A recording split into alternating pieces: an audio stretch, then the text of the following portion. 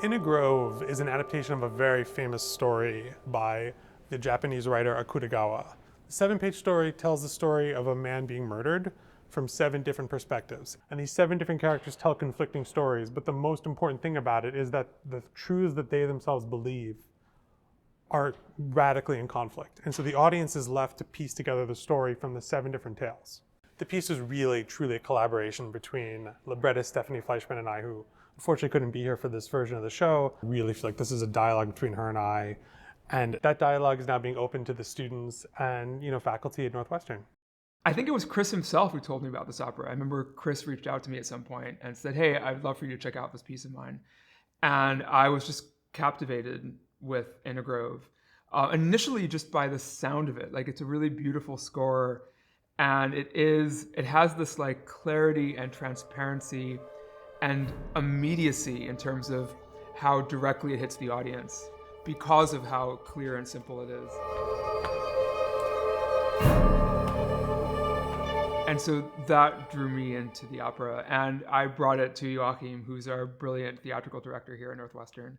To put on an opera production here at Northwestern, we start out after choosing the piece with casting it. And then based upon the auditions, we cast it. And then musical preparation starts for the singers. They learn their roles as much as they can on their own, and then they work and really get coached with our wonderful musical staff.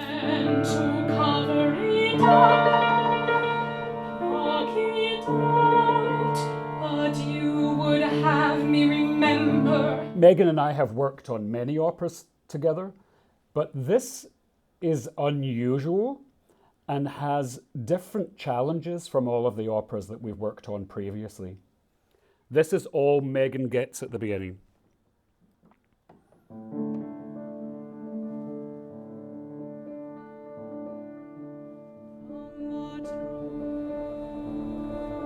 And I don't do anything different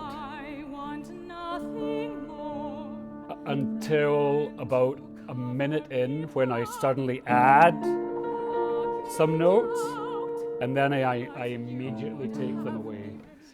And so all Megan has to hang on to in this scene is the sense of the beat, which will be shown to her by my wonderful colleague, Alan Pearson. I'll wait. The birds and shies, I can't leave you here. I think something that's a really interesting challenge for the students is engaging in the vocal style that Chris is calling for in this piece. He's very much not looking for a traditionally operatic vocal style, but rather something that's much more connected to the very like pure tones of early music performance. Whereas with student singers, especially like these students, like what we have at Beanon School, who are so creative and so open-minded and so flexible, it's been very cool to see how quickly they've grappled with that challenge and, gotten to where they need to go. The original piece has only four singers in it, and each of the singers play 2 characters. And that's probably designed to be more practical for a professional setting. For us here in the school, like we have the opposite. We have usually a lot of singers available, and we want to give as many singers as possible an opportunity to perform. We called up the composer and said, would it be possible to actually take those roles apart again and have 8 singers for all 8 roles? And since we usually double cast every role, it gives 16 singers performance opportunity in this very cool piece. The first rehearsal, we all sat down and kind of read through it and all kind of experienced it together. It really felt like each of us had such a specific and valuable part in contributing to just deciphering what the story is. There's lots of opportunity for exploration and experimentation with it. All the stuff we're doing in this production is totally unique and unlike anything I've ever done before, which I think is really, really cool about doing a show that's totally brand new. Being part of a Midwest premiere is a very exciting experience. It's something that you can say, I'm the first to do this. You get to kind of put your stamp on it and sort of set the tone of like what this production sort of means and how it can be interpreted. We get to create something all our own. I've worked with our director Joachim in the past, and I've seen the productions that he's put on, and I love that he has a vision that is great for contemporary theater and contemporary opera. From a technical point of view in this story, there's so many flashback moments because when people are interviewed or have to give their account of the events, they retell the events. And so in order to make that story visible, we decided to use flashback moments that we want to show in the projections as people retell their stories. We set up a green screen in which we filmed those moments exactly timed to the music so we can later on use it in the live performance. And I use that material and combine it with the other projection elements, put it together as the backdrop for the story. The thing about a green screen is you really have to use your imagination because it's just all green, you know? So it's this process of having to be really like precise with what you do.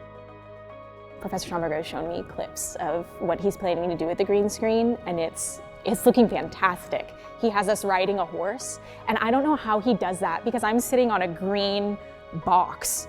And then when he shows me his computer, I'm on a horse and we are riding through a forest. It's phenomenal and I love it. It's a good challenge for the artist who's used to live performance because you really have to tap more into the given circumstances and what's going on around you. And I think it actually helps, with character development. Part of the pre-production is when we plan the set is also we think about costumes and wig and makeup. So that's when I speak with my colleagues, costume designers, Jana Anderson and Alice Salazar, who do costumes and wig and makeup. And we talk about the characters and see how do we want to show them, where is it exactly situated, what are they wearing. With those decisions, they move ahead and design costumes, which of course is a challenge with a double cast. Everything has to be there twice, or if not identical, has to be working in the same way for two casts. First costume fitting is so exciting because you finally start to be able to visually see yourself in the role. You know, during rehearsals you try to make it very physical, act as if you are that person, but it was great to see all of the pieces that Jana, our costume designer, pulled for us to really just embody that disheveled, low-life person. Another big aspect of this show comes with the nature of the way it's written. It requires a lot of electronics and sound effects.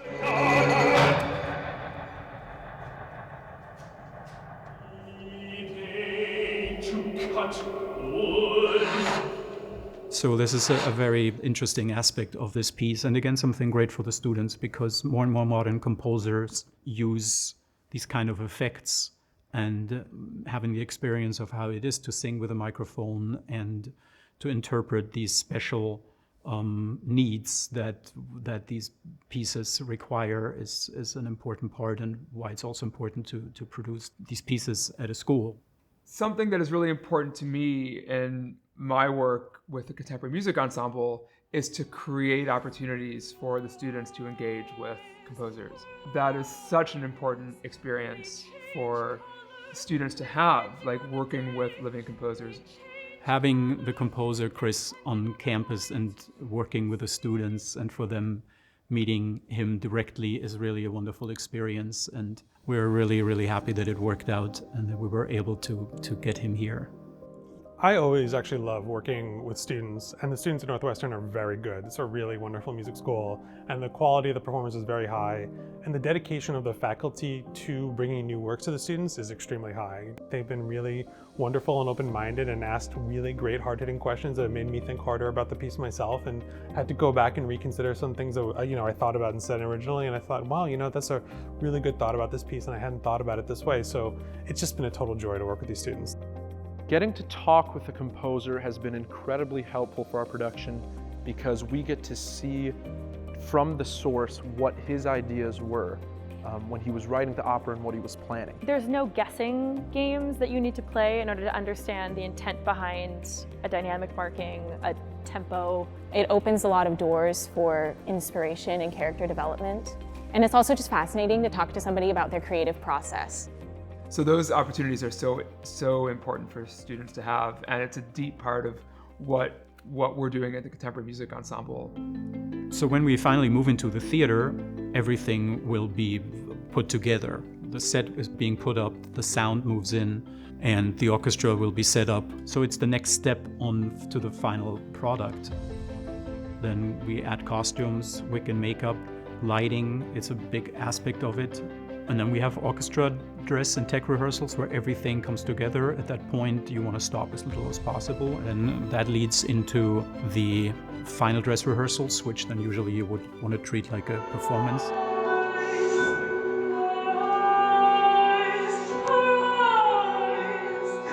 It could be something that goes down in history for years and years and years and years, and your name's going to be on a piece of paper somewhere that says, hey, I was there the first time this was performed in this part of the regional United States, which is just absolutely incredible to think about. And it's a really cool experience that Northwestern has given us.